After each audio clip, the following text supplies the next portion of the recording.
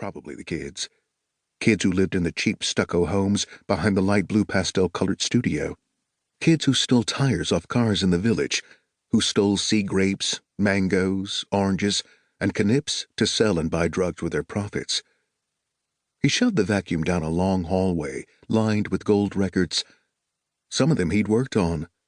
Robert Palmer, George Thorogood, Rick Ramone, Kid Rock, Jimmy Buffett. He didn't bother to look. It was a long time ago, and the plaques just made him sad. The flash outside the lobby window startled him as he came to the end of the hall. Maybe a car's headlights from the road, but more like a flare, with a fiery brilliance.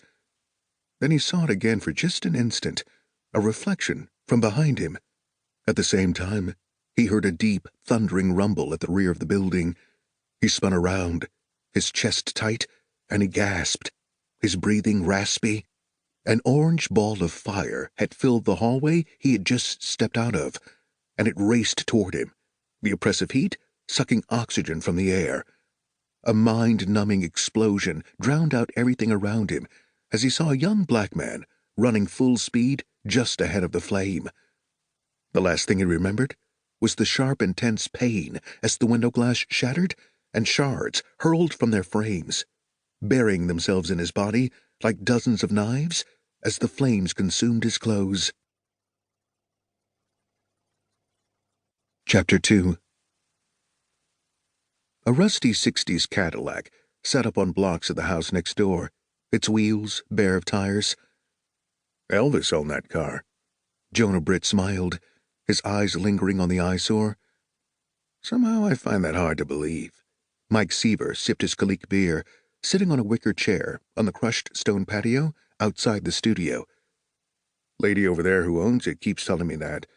Wants to sell it for $10,000. Of course, she can't produce the papers. The son who lives with her is a burnout. But he's got stories about that car. Britt rolled his eyes.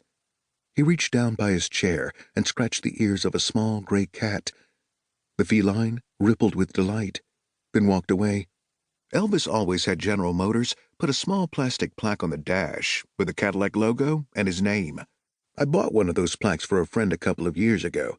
The car belonged to his girlfriend, Linda Thompson, after Elvis died. Britt nodded. I heard he owned at least 20 caddies and gave away a bunch more. He flipped his cigarette ash into the colorful landscaping with its frangipani and croton trees and squeezed a lime into his mug, the golden beer shimmering in the bright sunlight. So, you like the new place? Sever nodded his head. It's great. Of course, it lacks the charm of the old building. There seemed to be a sadness in the deep green eyes.